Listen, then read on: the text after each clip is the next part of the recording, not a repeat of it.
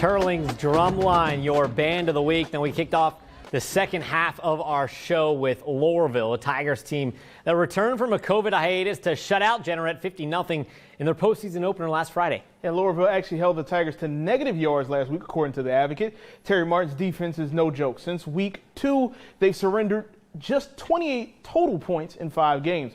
Rosepine making the trip to Iberia Parish to play the number 3 Tigers.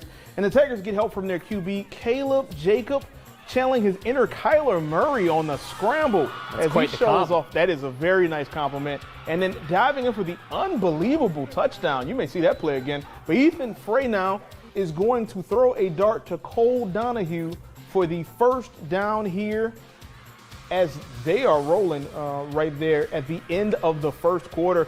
Does he go for more? No, he's tackled just short of the end zone. To start the second, Grant Ducote rumbles in from a few yards out, and it's now 7-6 Rosepine. After a Tigers turnover, Rosepine is going to be able to score again to make it 14-6 in the second. But Jacob has an encore right before half. He rolls out and decides to tuck and run, and he avoids traffic to get it into the end zone again. Tigers only down 14-12 going into the break. Lowerville wins big, though, 41-18. Now, Lowerville through to the quarterfinals. They will draw Kinder, who edged Avoyelles at home tonight. Vermillion Catholic rolled it in the past 3 postseasons as a state title contender, only to have their hearts broken before reaching the championship game. Last year, the disappointment was amplified when the Drew Leger injury and quarterfinal playoff exit spoiled the run. We head out to VC, first quarter action. Drew Leger here's going to find his man Saul Dartez catching Riverside off guard. Touchdown for VC, scores 7-0. Eagles next drive. Leger going to find J. Rob Allums for a first down. Going to eventually be taken out of bounds. That's a nice leaping catch. Taken out of bounds by Brian Simmons. Second quarter, opposite end of the field.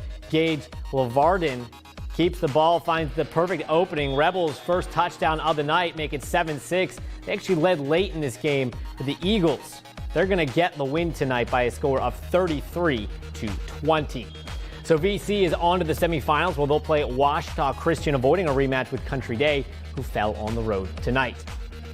Well, earlier in the night, if you missed it, in our game of the week, Notre Dame beat Ascension Episcopal. Of course, after that game, Brianna Aldridge catching up with Louis Cook.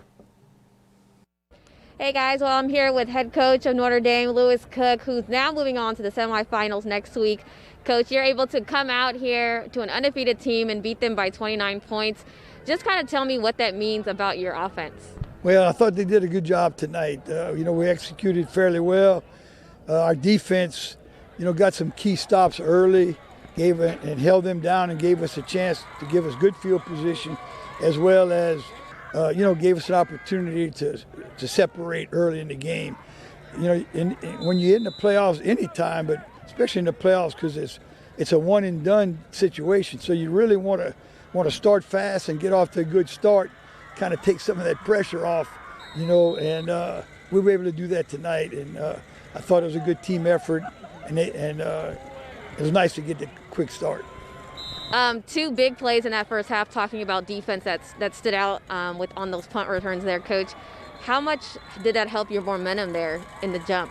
Well, they had the first snap, got by the punter, and we got set up on the 3-yard line. So, it's nice when you have a 3-yard drive, and then they had the bad snap that cost a safety. And so, obviously, you're going to end up with good field position after a safety kick.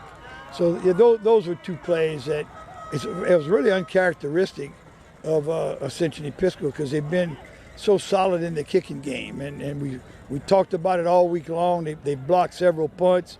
They've had good returns.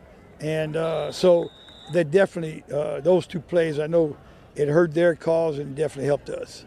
After a performance like today and going into that locker room, is this the type of energy that you guys need going into the semifinals? Oh, there's no doubt. I mean, you're 1 game away from the championship. And, our guys, they've done a good job of staying in the moment and focusing on what the job is to do. And we're going up against a really strong, St. Charles team. We've met them a couple of times in the last few years, and we got to go on the road. But and it's 1 game. We hopefully, I think to get ready to go and give ourselves a chance to play for a champion. champion.